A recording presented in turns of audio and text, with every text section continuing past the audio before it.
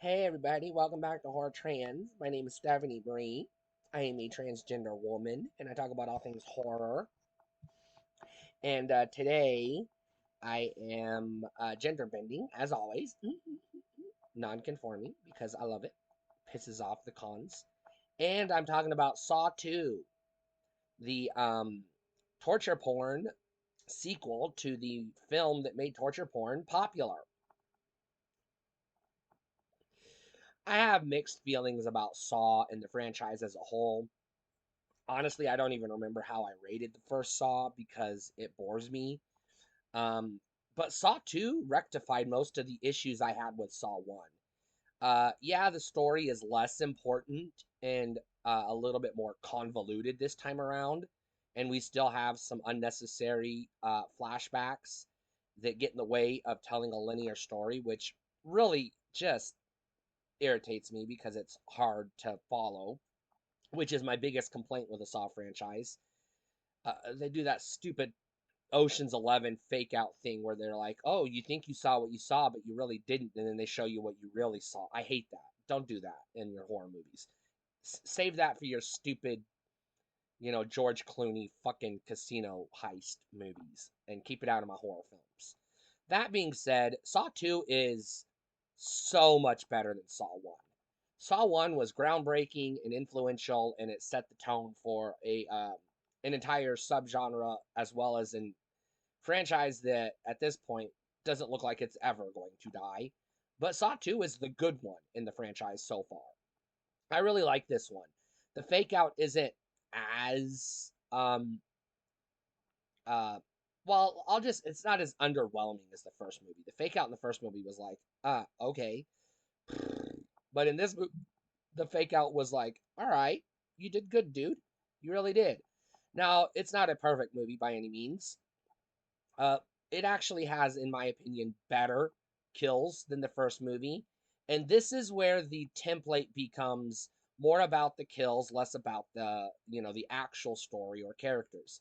The story and characters are going to take a back seat going forward, and we're really just here for the kills. Um, and this one's got some pretty good kills.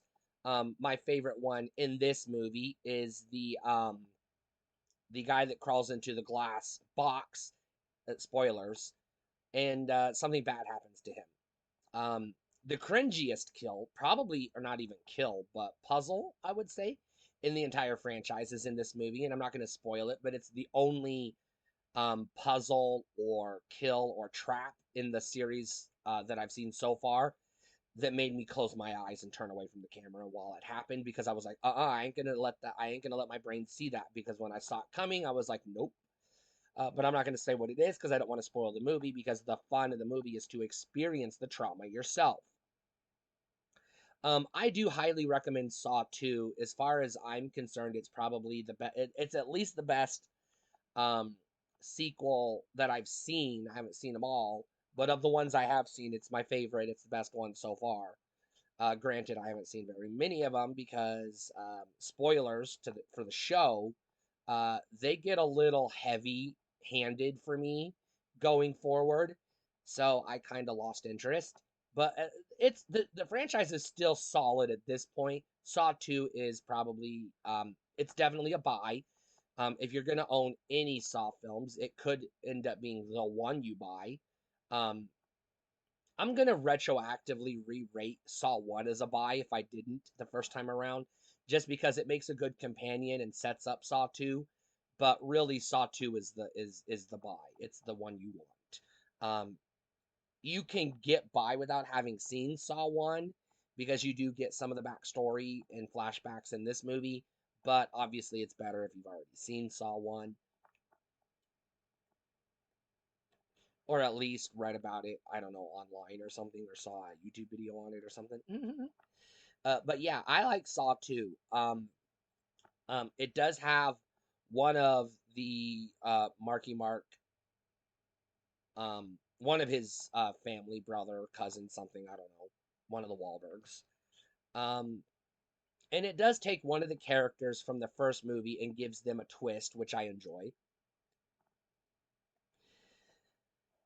Um, Unfortunately, that does give us our first, or no, I don't know if it's even our first, but one of our most egregious retcon flashbacks that does this Ocean's 11 thing. Like, hey, remember what you saw in Saw 1? Haha, wrong.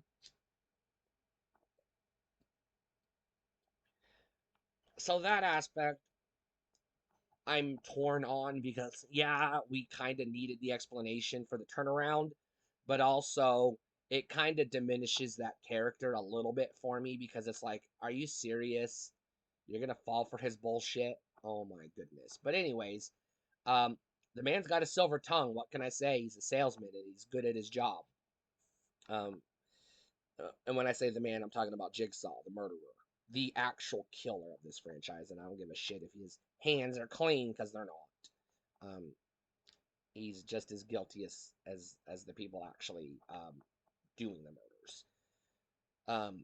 Spoilers, we also find out in this movie that he has people helping him set up the traps and kidnap people and etc. So we get a little more, into the, I'm going to call it a cult at this point until I watch more movies and get a further explanation. But we get a little more insight into the cult of Jigsaw. Um,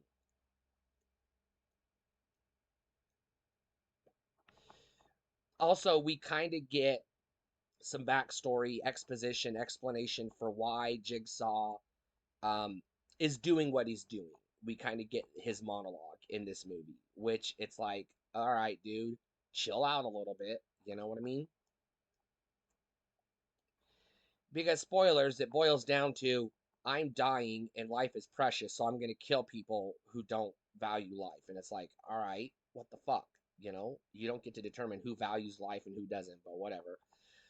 Um, he has sort of a god complex, and as a character, I do not like Jigsaw, and I think I said that in my first Saw video. I don't remember, but if I didn't, I'm saying it now. I do not like Jigsaw as a villain. He's just creative, yeah, I guess, but I can't even attribute the creativity to him because it could be his followers who are creative. I don't really even know.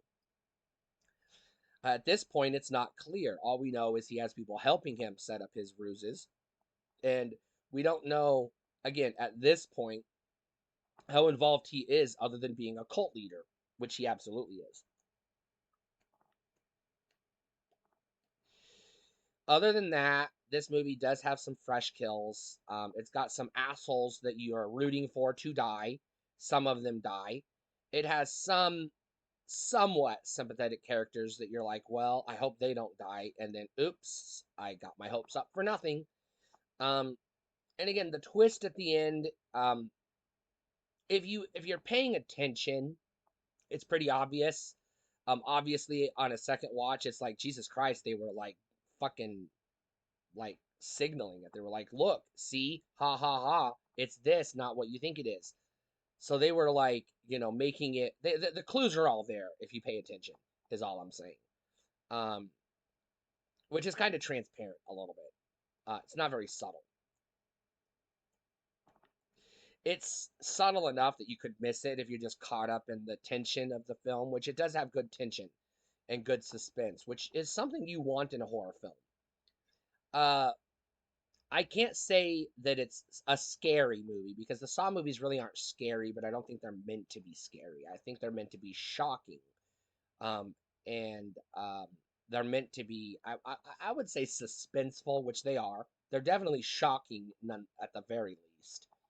Um, the suspense doesn't always work for me. Sometimes it drags and it's broken up with the unnecessary flashbacks, which the first movie was way too convoluted with flashbacks. I will give you that.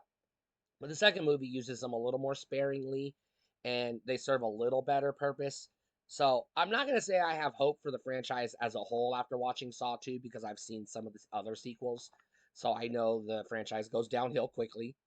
Um, but I'm going into this series with an open mind and I'm going to try to look at it, less harshly than I did the first time I watched these movies because, you know, there's some subtle things that I may have missed the first time around. So I'm going to try to be appreciative and observant of those things. So at this point, Saw 2 is still a good movie, and I highly recommend it. It is a buy. Um, it could very well be the only one in your collection when it's all said and done. I don't know how how this series is gonna play out, but it's still a worthy horror movie, and I can respect that why this sequel pushed the franchise forward because it absolutely did. Stay cool.